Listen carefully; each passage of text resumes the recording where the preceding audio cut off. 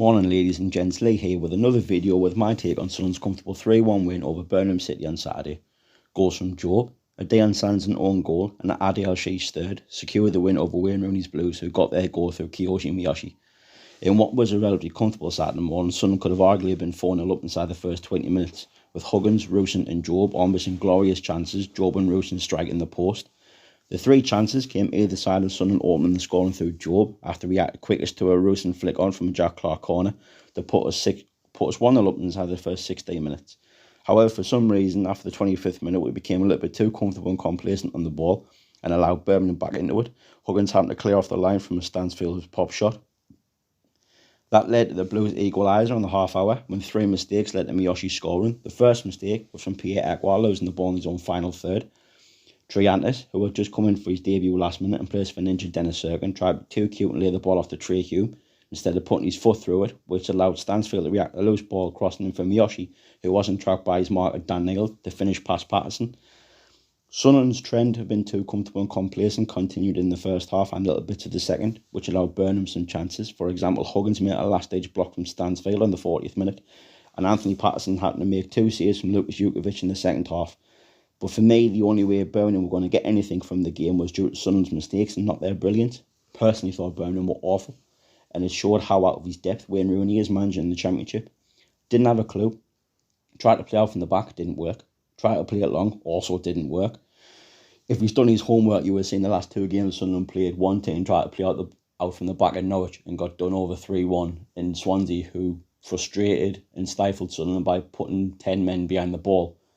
Ended in a draw, and he quite clearly didn't do it. He tried to play a possession game and got his just dues. In my opinion, he'll either be out of a job come February and March time, or, unfortunately for Birmingham fans, you'll probably end up taking them down to League One. Place he's not Sunderland manager, put it that way.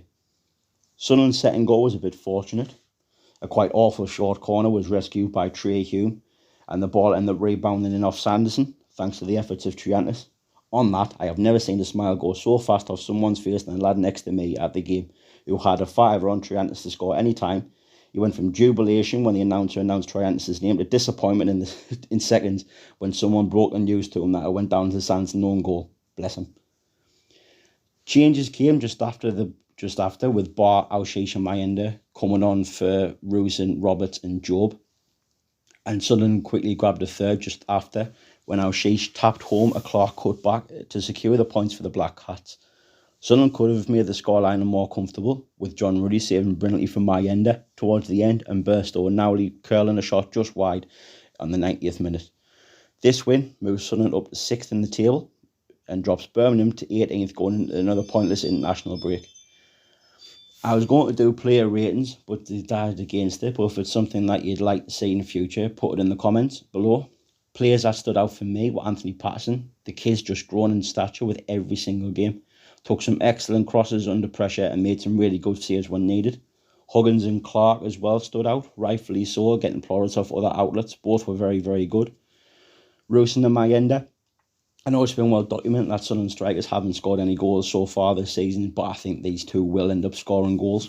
Both are lightning quick and hassle defenders, and sooner or later the ball will end up hitting the back of the net and it will set them on their way, and I won't be surprised if the pair of them end up with double figures. My man of the match, however, it's a bit controversial, but I'm going to give it a Jensen Sealed.